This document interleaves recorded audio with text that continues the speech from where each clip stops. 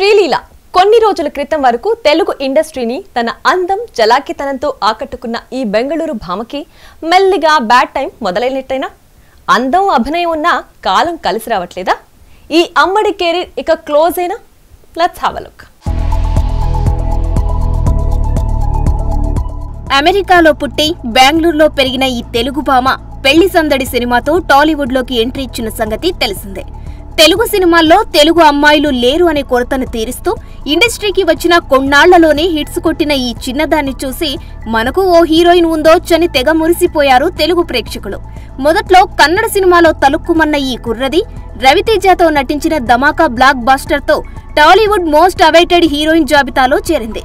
వరుస హిట్స్ కొట్టిన ఈ సన్నజాజి మరిన్ని సినిమాల అవకాశాలు దక్కించుకొని అందర్నీ ఆశ్చర్యపరిచిందనే చెప్పాలి.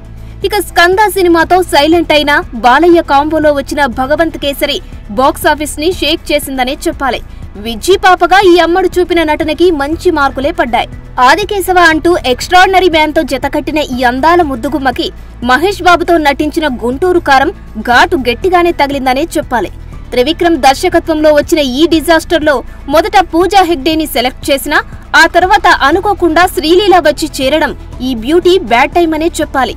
అప్పటి వరకు హిట్ మీద హిట్ కొట్టిన ఈ చేపకళ్ల చిన్నది ఆ తర్వాత చేసిన సినిమాలు ఒక్కొక్కటిగా ఫ్లాప్ అవ్వడంతో ఈ బ్యూటీకొచ్చే సినిమాలన్నీ యూటర్న్ తీసుకున్నాయని తెలుస్తోంది.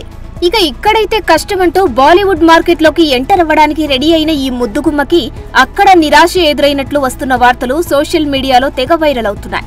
బాలీవుడ్ లో యువ హీరో సిద్ధార్థ్ మల్హోత్రాతో జత కట్టాలని ఆశపడ్డ ఈ అమ్మడి ఆశలు అడియాసలయ్యాయని బీటౌన్ లో వార్తలు చక్కర్లు కొడుతున్నాయి. కాగా ప్రస్తుతం తెలుగులో శ్రీలీల చేతిలో power star Pawan Kalyan, Ustaad Bhagat Singh, Nithiin Robin హుడ్లు మాత్రమే ఉన్నాయని తెలుస్తోంది. మరి వీటిలో ఏదైనా హిట్ అయ్యి మళ్లీ శ్రీలీలని ఇండస్ట్రీ ట్రాక్ లోకి తీసుకొస్తుందో లేదో చూడాలి.